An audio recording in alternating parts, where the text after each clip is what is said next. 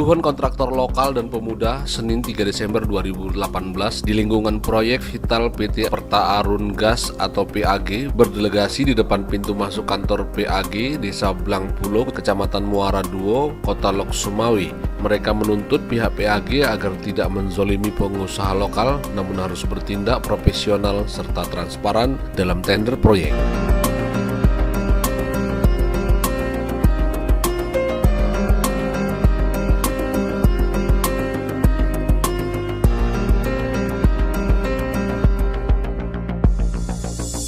Aksi puluhan kontraktor dan pemuda di lingkungan Profit dilakukan pada siang hari pada waktu jam istirahat jika karyawan Perta Arun Gas keluar dari kantor.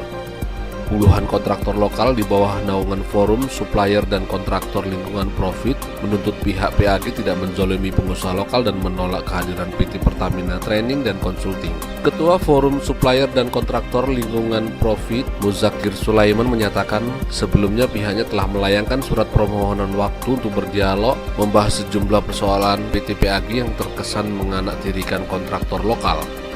Menurut Muzakir, PAG seharusnya peduli terhadap pengusaha lokal dan bukan menciptakan pembodohan terhadap kontraktor lokal. Bahkan PT PAG cenderung membuka peluang pekerjaan kepada perusahaan luar PTC dan memberatkan sistem prakualifikasi mengenai CMCS tanpa ada sosialisasi.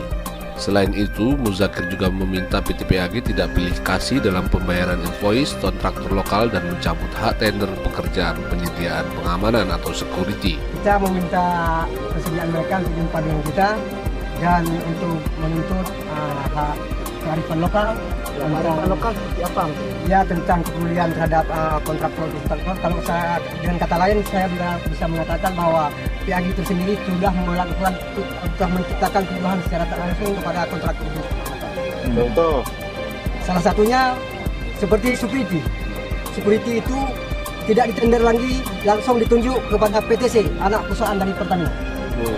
Humas PT PAG Lok Sumawi, Judzarfa Ajrina yang dihubungi via handphone mengatakan pihaknya selama ini sangat transparan dan profesional dalam tender proyek dan sesuai dengan peraturan. Menurut Judzarfa, jadwal pertemuan manajemen PAG dengan pihak kontraktor lokal juga telah ditetapkan pada tanggal 5 Desember bulan ini.